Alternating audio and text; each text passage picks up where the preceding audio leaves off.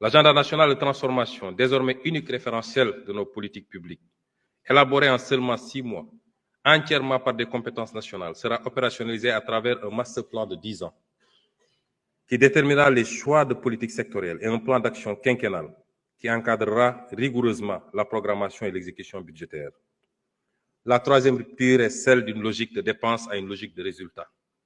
Le sentiment largement diffusé aujourd'hui, c'est que l'impact d'une activité se mesure au montant dépensé. Il y a toujours des inondations. Pourtant, nous avons dépensé des milliards.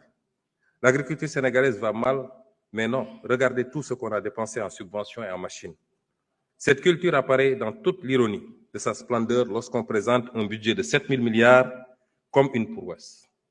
Ce qui compte, ce n'est pas de dépenser des milliards, c'est de bien dépenser ces milliards.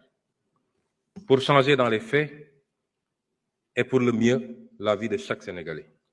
Ainsi, notre gouvernement travaillera à réorienter notre administration vers une culture de résultats.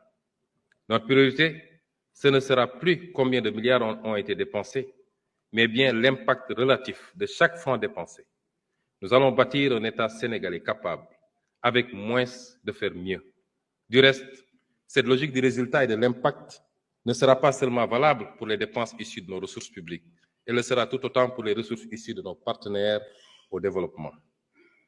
À cet effet, nous avons commencé à mettre en place un nouveau dispositif d'identification et de sélection des investissements publics, en évitant d'engager des opérations d'investissement que le secteur privé pourrait et devrait réaliser.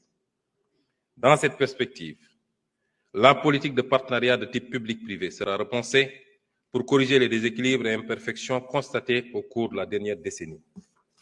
Une attention particulière sera portée aux co-unitaires en redéfinissant la politique de commande publique et en retenant partout des prix de référence. La qualité des ouvrages et les délais de livraison de la commande publique deviendront des normes que tout contractant devra respecter.